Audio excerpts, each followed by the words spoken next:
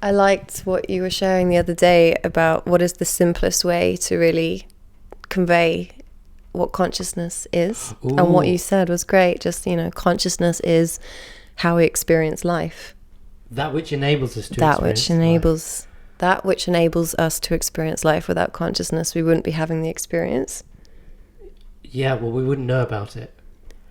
We might have it, but then there's no point if you don't know about it. Enables us to know that we're experiencing life. Say it again.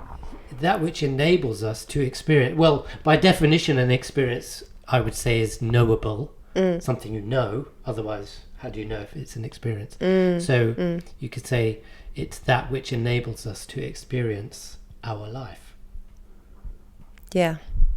So it stands to reason that, if we have limited consciousness, then correlated is a limited life. And the more expanded our consciousness, the more I should do this to keep it the same. And that really consciousness is the most important thing to put our attention on in terms of, it is, I think there is this shift happening as more and more people are becoming aware that, we've kind of got life a little bit confused in terms of chasing things, and that, we want to do things and, all this doing. Activity.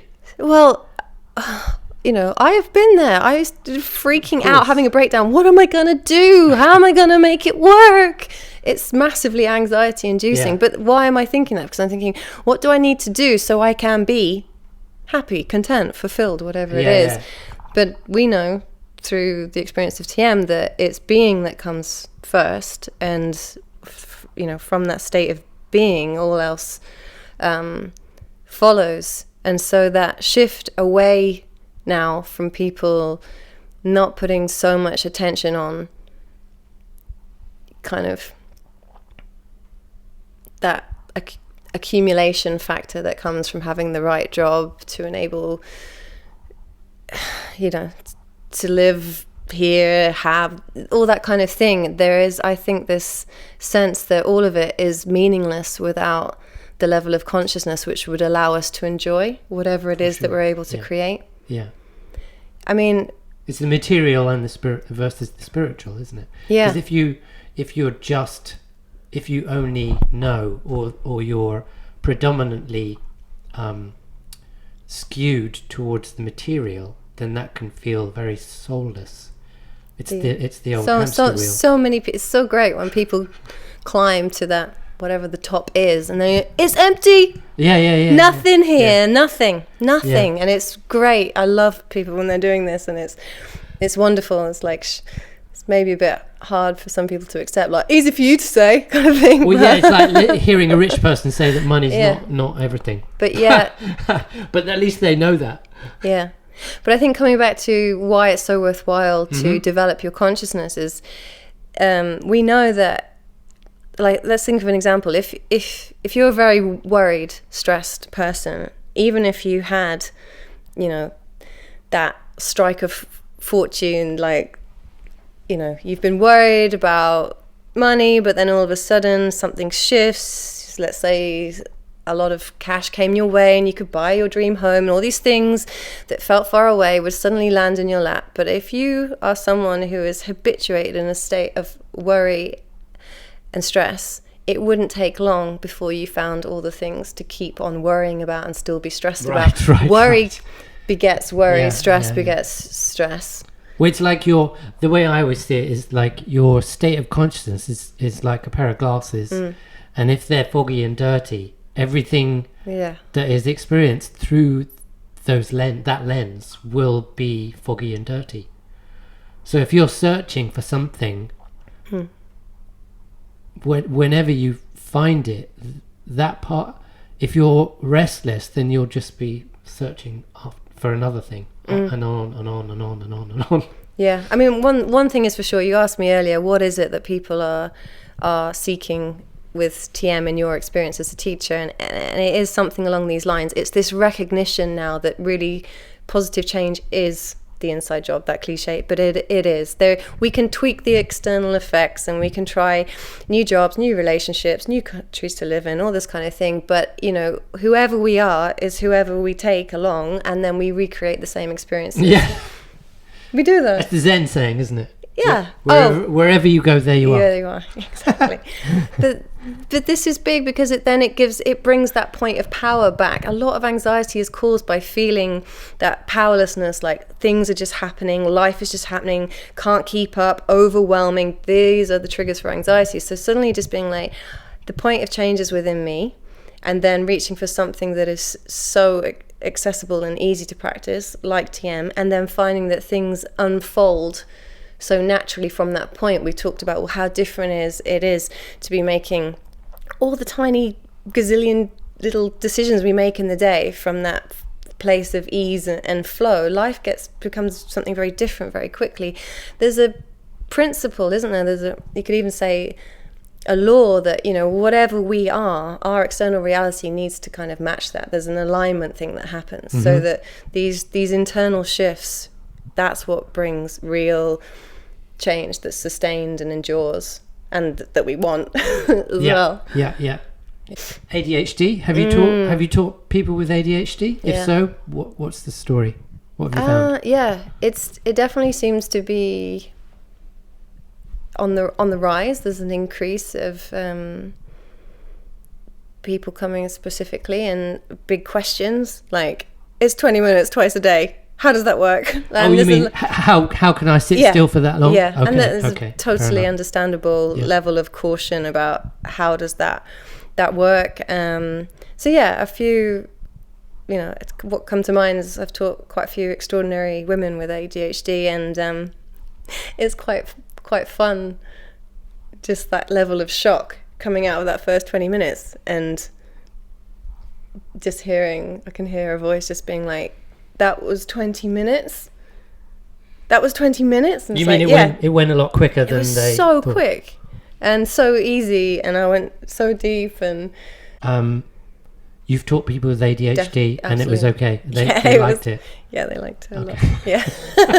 It worked. They could sit still and do their 20. They could sit still, and they were amazed at it, and amazed at also being able to sleep and rest afterwards, and just feeling that center and how different it is to feel that shift.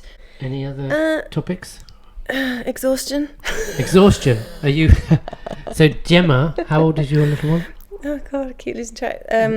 16, 17 months. 17 months. Gemma has a 17-month-old girl. Have you managed to meditate with the little one? Because I've taught a few young mothers. They find it really hard to find the time. And when they sit and meditate, they just conk out.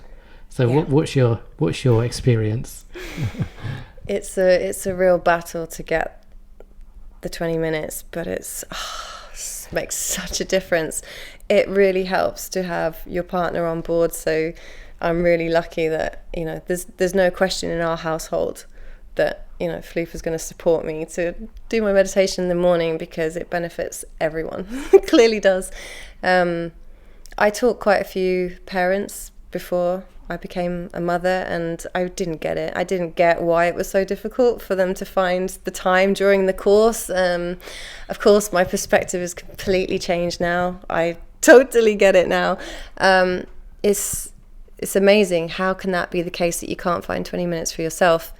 So I experienced for a while what it was like not to have TM, and I had that point of contrast, you know, just being like, life's different when you don't have your twice a day in there. It is different. It made me more compassionate for, I don't know, my family members who don't practice TM and don't have that spaciousness, I guess, within them, and all the rest. So it's been a really interesting journey, but I know that TM helped me so much during pregnancy. I know that I just, you know, to be at this point on this journey, motherhood, it's so different to be going through all this transformation with something like transcendental meditation. It's taken a lot of the fear out and frees me up to enjoy so much. And it makes me a bit emotional to think how different it would be without TM, you know. So I love it. I love family life with TM in it. I'd like to do the little game of, can you sum it up in 5 words? 5 words. What TM is, or just what comes to mind? What comes to mind now, you know, because 4 years ago it could have been different, or when you first learnt, but now... Expansion. You know, for you. Expansion. Flow.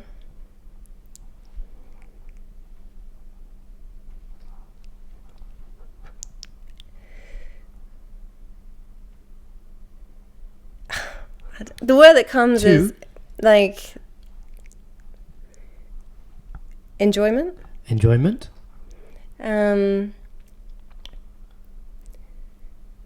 What's this? What's the word for this? Centering or centeredness or integrity, grounding. All of that. All of those. All of those. We've cheated. We've already gone over. So being more centered, more grounded, authenticity. Centered. And that obviously helps with the expansion, and the enjoyment comes from that centeredness as well. How many is that for? That I think we'll call it 5. I think we'll let you off the hook because centered is good. I like this game. I feel like I want to just keep going.